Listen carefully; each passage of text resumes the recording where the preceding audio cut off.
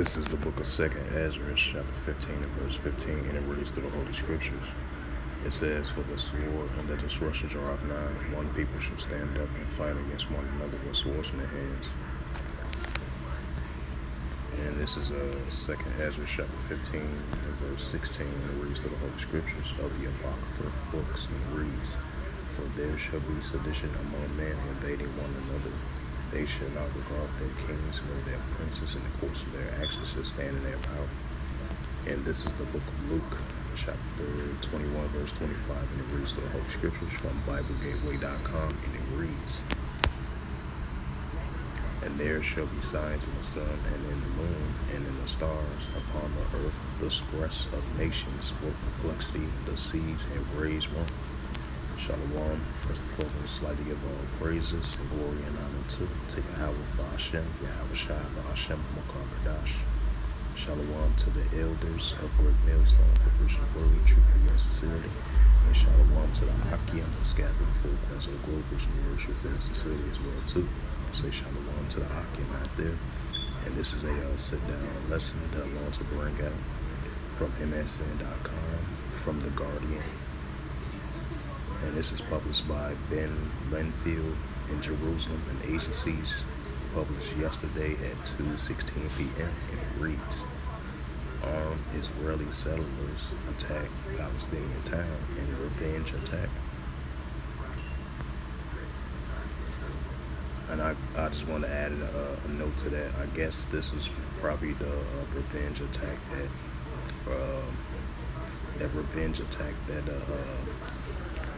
Palestinian in the West Bank area, which is an Israeli settlement area over there. I believe the resistance of a Palestinian went inside a gas station that caused damage. And I believe it killed like 4 Israelis and wounding 8 as well too. So I guess that was an in response attack to that. So that's why armed Israelis attacked a Palestinian town, to retaliate from what happened in the West Bank area, the gas station area, day before yesterday, a couple of days ago.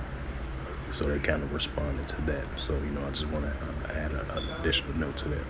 But continuing on with the reading, it says, "A large groups of Israeli settlers have attacked a Palestinian town in the occupied West Bank, setting fire to homes, cars, and fields in a revenge rampage that left 1 Palestinian dead from gunfire and 10 others injured, according to Palestinian witness officials. Many of the 100 settlers who raided the town of Tamarsh Aya, north of Ramallah, on Wednesday were armed." It says, the dead man, Omar Abal Katan, 27. What you doing, Ed? I thought you going downtown today. Yeah, I'm gonna go to that. I'm going later. Yeah, because I think on the hill, little boyfriend got shot in on. They locked him up. Cool boyfriend. One,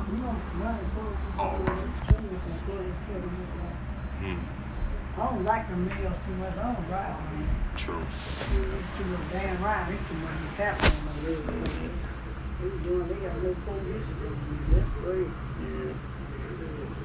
It's about people now. We just watch it. He can't. Right. I see one boy doing it. He's going to the doctor. Yeah, that's what he was telling us.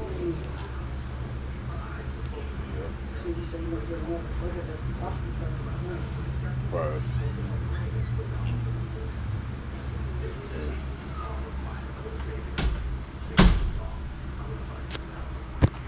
My apology for the interruption.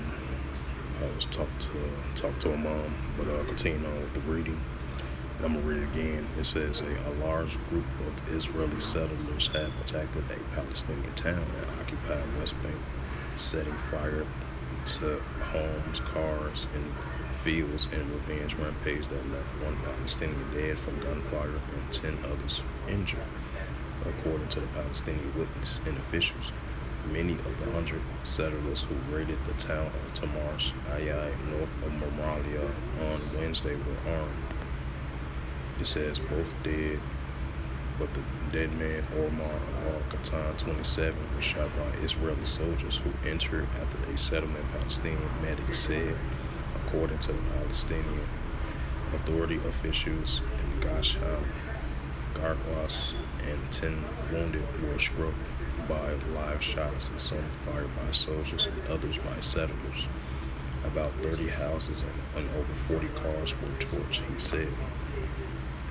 Later on Wednesday, as Israeli drones targeted a Palestinian car in which suspected Palestinian gunmen were traveling in the northwest bank. The late-night attack marked an escalation in the Israelis' campaign against militants in the area.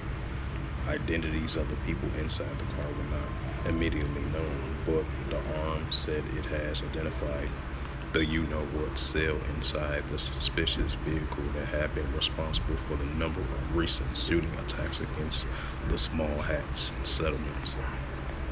The settler attack reinforced questions from the rights group who are accused military enjoying a cozy relationship with settlers to the point of doing little to fulfill the international legal obligations of protecting civilians. Tomorrow's Ayad resident Muhammad Ahmad Awad, 26, people said had to contend with fire from the settlements and the army. I rescued 5 people with my own hands.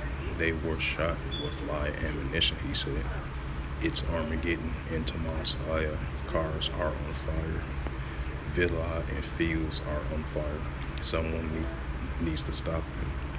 No one is helping us. So I ain't gonna read all the rest of that. So, throughout the whole West Bank, throughout the West Bank areas and the Palestinian territorial areas and the Israeli occupied areas and throughout the West Bank. So as you see the tensions between the Israeli Defense Force and the resistance of the Palestinians. So we're starting to see escalations on both sides between these two different nations. So as you see, I brought out the scriptures, and I'm going to bring it out again for edification's sake. So what's going on over there in the Middle East? The tensions between the Israelis and the Palestinians is going to continue to increase, which we're currently seeing taking place right now. So tensions definitely been increasing between these two different nations, of these increasing escalations that leads into violence as of lately. In the year 2023, we've been seeing a high increase of that. And I'm going to read it again. This is the book of Luke, chapter 21, verse 25, and it reads to the Holy Scriptures. And there shall be signs in the sun and in the moon and the stars upon the earth, the stress of nations, right? The stress of nations. The Israel-Palestine conflict. Those are signs of the stress of nations, uprises, uproars, and seditions between these two different nations. With perplexity in the sea and rage wrong. And this is 2nd Ezra chapter 15 and verse 15. I'm going to bring this out again as well too for edification's sake for the sit down lesson. 2nd Ezra 15 and 15. For the sword and the destruction draw nigh, one people should stand up and fight against one another with swords in their hand. Right, that's what we're seeing. Because the modern day sword is the weapon in modern day times. And this is 2nd Ezra chapter 15 and verse 16, and it reads to the Holy Scriptures. It says, for there shall be sedition among men, invading one another. They shall not regard their kings nor their princes in the course of their actions to stand. We're seeing that as well too, especially with the resistance of the Palestinians. With these little isolated incidents, escalations on both sides. So, hey, we're going to continue to see that increase as we've been seeing prime examples of that with the Israel-Palestine conflict. So with that, hopefully this sit-down lesson was edifying of this recent news article that took place within the last couple of days. And this is from TheGuardian.com, published by Ben Linfield in Jerusalem, and agencies published yesterday at 2:16 p.m. And it says again, it says armed Israeli settlements attack Palestinian town in revenge attack. So with that, hopefully this lesson was edifying. I would like to give all praises and glory and honor to Yahweh Ba'Hashem, Yahweh Shai Ba'Hashem Akarkadash. Shalom to the elders of Great Millstone for pushing his word truthfully and sincerely. And shalom to the Akim scattered through the four corners of the globe, pushing the word truthfully and sincerely as well too. And until next time, I will say shalom.